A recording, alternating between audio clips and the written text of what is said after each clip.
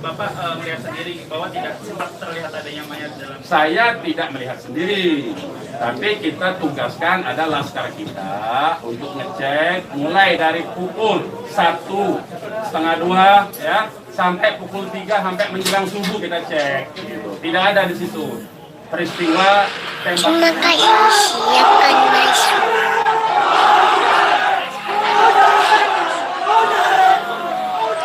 Terima kasih.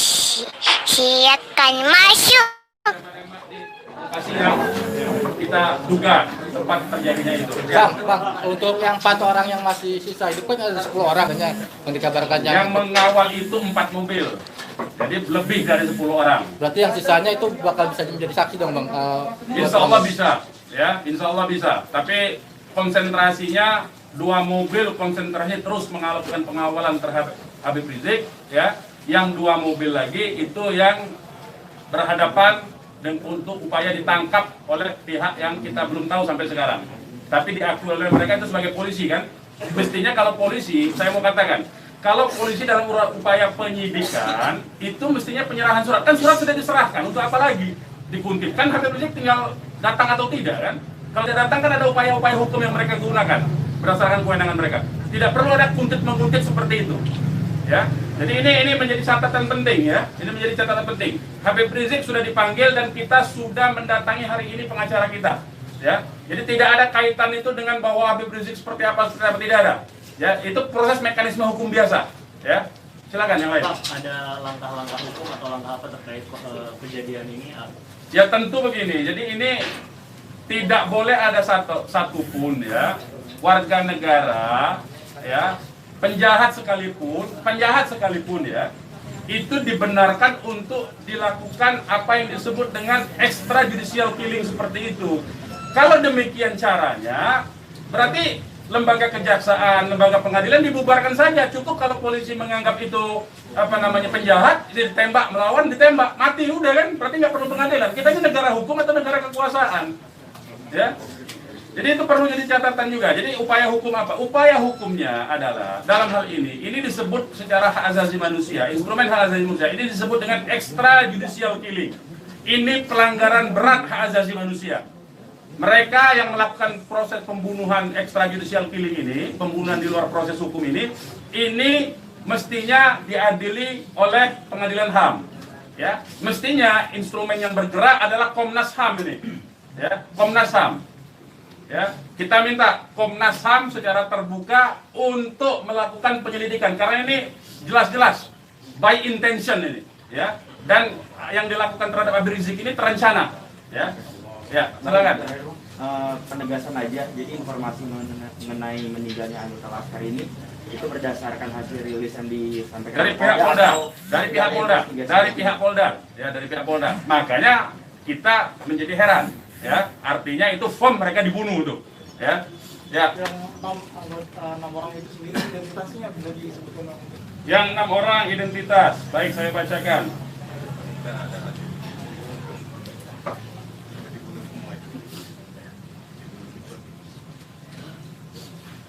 Saya bacakan nama-nama laskarnya ya. 1 Faiz. Ini nama panggilan, kita belum cek nama aslinya ya. Ini baru nama panggilan dari teman-temannya yang mengabarkan. 1 Faiz, 2 Ambon, 3 Andi. Yang Andi ini ibunya sudah ada di sini, di dalam kantor kita. 4 Reza, 5 Lutfi, 6 Kadafi. Ya. Semuanya adalah anggota laskar dari Laskar DKI. Ya. Saya ulangi lagi, Faiz, Ambon, Andi, Reza, Lutfi dan Kadafi, ya, 6 orang. Usianya sendiri rentangnya ada berapa? Usianya kita masih cross check dengan keluarga ya. Kita belum tahu karena kita kan tidak pegang KTP-nya. Bang, satu lagi nih. Peristiwa baku tembak ini kan terjadi. Tidak ada peristiwa baku tembak, Mas. Peristiwa penembakan yang peristiwa ada. penembakan ini kan dikabarkan sama Pak Kapolda karena ada isu pengerahan massa ke Jakarta mengawal Habib Rizik pemeriksaan. Nah, apakah itu benar? Jadi itu membuktikan itu fitnah ya. Habib Rizik itu menuju luar Jakarta, bukan menuju dalam Jakarta. Jadi kebohongan-kebohongan seperti itu tidak layak dikutip menurut saya. Ya, tidak boleh informasi publik dijejali dengan berbagai macam kebohongan. Hentikan kebohongan. Habib Rizik menuju arah luar Jakarta, bukan menuju dalam Jakarta, menuju ke tempat pengajian. Pengajian itu pengajian keluarga. Keluarganya keluarga inti. Terdiri dari, ya kalau saya sebutkan nanti Habib Rizik terancam nyawanya. Mau tanggung jawab nggak nanti? Lokasi penembakannya di mana, Bang? Lokasi penembakan diperkirakan pintu tol Karawang Timur. Yang udah dicek di sana di mana? Sudah dicek di situ, Karawang Timur. Pintu tol Karawang Timur. Sudah kita cek. Berarti kalau dari rombongan HRS sendiri nggak ngelihat ada tembak-menembak di situ ya Pak? Yang tiba-tiba Tidak ada, sampai memang tilang tidak ada aja. tembak-menembak. Ya, memang tidak ada tembak-menembak. Sudah saya katakan berulang-ulang, tidak ada tembak-menembak. Kalau bahasanya tembak-menembak, itu artinya dua belah pihak memiliki senjata api yang sama. Jadi kayak saya mohon lah ya, penggunaan diksi ini, kita didiklah masyarakat ini, didiklah publik ini, edukasilah publik ini dengan fakta yang sesungguhnya. Dari kami menyatakan tidak ada tembak-menembak. Kalau konotasinya penggunaan diksi tembak-menembak, itu dua belah pihak saling memegang senjata Tapi api. sempat mendengar senjata api dari polisi atau apa? Bagaimana? Salah satu mobil sempat terkena sempi dan sebagainya Pak. Bukan salah satu mobil, 6-6-nya udah tewas sekarang dinyatakan sendiri oleh mereka. Mengakui. Dilihat 4 rombongan itu Pak, 4 mobil itu Pak. Satu mobil. Ya, sudah saya katakan tadi, yang mengawal Habib Rizik ini 4 mobil. 2 mobil terus mengawal Habib Rizik menuju tempat pengajian. Yang 2 lah kemudian yang berusaha dihadang oleh OTK ini. Begitu, saudara. Ya. Kemudian terjadilah upaya-upaya penangkapan itu dan ada sekali penembakan di tahap awal itu dan mengenai satu laskar. Satu laskar inilah kemudian yang voice note-nya sampai ke tim yang lain, ke mobil yang satunya. Mobil yang satunya segera katakanlah menyelamatkan diri begitu. Karena ini ada tembakan, itu bukti ya. Saya mau katakan ini ada 2 mobil. Satu mobil dihadang, satu mobilnya kalau betul ada tembak-menembak dan laskar FPI punya senjata, tentu dihajar pakai mobil satunya. Ini kan tidak terjadi. Buktinya yang satunya mobil kita, laskar kita menyelamatkan diri begitu loh. Ya, itu faktanya. Jadi tidak ada penggunaan diksi tembak-menembak. Penembakan yang ada itu. Penembakan oleh siapa? Sementara ini mereka mengakui bahwa itu dari pihak mereka. Dengan tadi pernyataan kan, jelas kan? Mereka sendiri yang mengakui. Tadinya kita anggap itu OTK, tapi sekarang sudah diakui. Ya. Nah, karena ini aparat negara yang melakukan, maka ini disebut pelanggaran hak asasi manusia yang berat, begitu. Pelanggaran hak asasi manusia berat itu sendiri, apakah FPI akan melapor ke Komnas HAM? Oh iya, kita akan berupaya tentu saja. Ya, kita akan menggunakan seluruh mekanisme hukum untuk melaporkan peristiwa ini. Ini tidak boleh didiamkan, sebab bisa saja nanti Anda semua akan ditembak nanti kalau kritis. Ya, aman. Karena Anda wartawan tentu saja menyuarakan yang kritis. Kalau Anda tidak disenangi kritik Anda nanti, Anda akan menjadi sasaran. Semua warga negara Indonesia akan diperlakukan sewenang-wenang seperti ini. Ini tidak boleh dibiarkan. Ya, kami masih bersabar dengan menggunakan upaya mekanisme hukum. Ya, yaitu akan berupaya melaporkan ini ke Komnas HAM. Karena ini kita sebut pelanggaran HAM berat. Ya. Ada upaya dari FPI untuk mengkonfirmasi soal identitas 6 orang itu nggak Pak? Enggak, nanti kita keluarganya tentu kita ini sekarang aja sudah ada 3 keluarga ya. Insya Allah dari keluarga nama-namanya identitasnya akan kita dapatkan dalam waktu segera dan akan kita keluarkan identitas keluarga masing-masing termasuk umur, alamatnya ya. Sudah ada yang dihubungi pihak Polda terkait 6 jenazah itu? Belum ada. Ini kita tidak punya akses informasi ya. Pak, untuk jenazah sendiri ada di mana ya Pak? Karena kan di Polri sendiri tadi belum ada jenazah ke nomor. Nah itu tanya ke mereka yang nembak, mereka yang mengendalikan jenazah, kenapa tanya kita? Tanyanya mereka itu. Itu bukti mereka menguasai itu jenazah, ya. Dan dalam kewajiban seorang Muslim itu jenazah harus segera diserahkan kepada keluarga, ya. Jangan dilama-lamakan. Dan keluarga menolak otopsi, tidak dibenarkan otopsi tanpa izin dari keluarga. Terkait dengan kejadian ini sendiri, responnya Habib Rizik itu apa? Ya, beliau tentu saja mengucapkan innalillahi wa inna ilaihi rajiun. Ya, beliau sangat berduka, sangat bersedih karena ini adalah laskar yang semata-mata mengabdi kepada beliau untuk mengawal beliau, ya. Beliau sangat sedih tentu saja, ya. Beliau sangat sedih.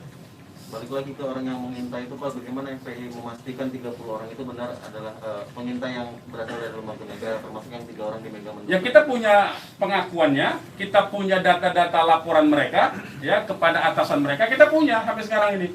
Nah, kita tidak tahu apakah ini adalah bentuk-bentuk upaya balas dendam dari terbongkarnya coverage mereka. Kita tidak tahu, ya. Kita tidak tahu. Pak, Laskar itu tadi disebut polisi adalah laskar khusus yang berusaha menghalangi penyidikan Habib Rizik. Itu penyidikan apa? Penyidikan itu di kantor polisi, Mas. Jadi jangan polisi jangan sembarangan lah, ya saya kira. Penyidikan itu di kantor polisi. Dan Habib Rizik itu akan dipanggil. Yang dihalangi itu apa? Tidak ada upaya menghalangi. Habib Rizik itu mau menuju pengajian. Apa yang disidik? Apa yang disidik? Pertanyaannya. Penyidikan apa? Ya. Tidak ada upaya menghalangi itu, ya. Tidak ada upaya menghalangi. Itu fitnah, lagi-lagi itu fitnah. Ini upaya untuk melepaskan diri dari jerat hukum. Ini pelanggaran HAM, saya katakan. Ini pelanggaran HAM, sekali lagi. Ya. Tidak boleh lepas dari jerat hukum ini. Tidak boleh, karena kekuasaan lepas dari jerat hukum. Tidak boleh. Tidak ada upaya menghalang-halangi itu. Karena Habib Rizik jelas mekanisme hukumnya. Ya, tinggal dipanggil, tinggal diketerangan saja. Ya, silakan yang lain. Masih ada? Bang, ya. Bang, ini barusan IPW merilis tentang kasus ini. Siapa? IPW, Indonesian Police Watch. Jadi Okay. IPW mendesak untuk Jokowi mencopot Kapolri sama membentuk tim pencari fakta bahwa ada pelanggaran di sini. Apakah teman-teman FPI akan menggandeng IPW juga untuk membentuk tim fakta? Ya, kalau IPW kan LSM memang dia selama ini berfungsi untuk menjadi pengawas polisi kan, namanya Police Watch kan. Ya, saya setuju, tentu saja terima kasih atas dukungan dari IPW untuk supaya kasus ini dibentuk tim independen. Saya setuju. Tim independen itu tentu saja menurut saya harus dipimpin oleh Komnas HAM karena kewenangan itu ada di Komnas HAM ya. Baik, yang lain. Ada rencana untuk melapor ke Propam juga mungkin, Bang? Ya, jeruk makan jeruk nantinya, Mas. Ya, jeruk makan jeruk. Nah, ya. Nanti ini yang jelas ini saya katakan ini ada unsur dugaan kuat pelanggaran hak asasi manusia yang berat. Ya. Karena dia pelanggaran hak asasi manusia yang berat, maka kewenangan itu ada di Komnas. Ya, bukan lagi di Propam. Kalau Propam itu sekedar profesi saja. Ya. Oke, yang lain kalau tidak ada kita ini. Bang. Ya, ini mungkin insya Allah Ta'ala kita akan masukkan juga untuk bisa membuat tim pencari fakta dari DPR dan seluruh instansi yang terkait agar supaya tim independen bisa segera dilaksanakan, bisa terlaksana dengan yang berwibawa, dengan banyak instansi sehingga kita bisa melihat meminimalisir celah-celah kebohongan ya. Jadi seperti itu. Insya Allah Ta'ala dengan tim pencari fakta independen untuk bisa menguak bagaimana peristiwa ini yang sebenarnya, walaupun kita sudah melihat bagaimana fitnahan-fitnahan yang ditujukan kepada Front Pembela Islam maupun kepada laskar-laskar kami, itu semuanya tapi tetap perlu untuk bisa terkonstruksikan ya dengan data-data dan bukti-bukti, insya Allah Ta'ala dengan keterbukaan dan juga dengan rasa keadilan, insya Allah Ta'ala. Oke, silakan yang lain teman-teman kalau masih ada. Sekarang Pak Habib Rizik posisinya sedang di mana? Oh, kalau kami kasih tahu nyawa Habib Rizik yang terancam, mohon maaf ya, kita tidak bisa kasih tahu soal itu. Baik, yang lain nggak ada? Baik, kepada teman-teman media, sekali lagi saya ucapkan terima kasih yang banyak ya, jazakumullah khairan jaza atas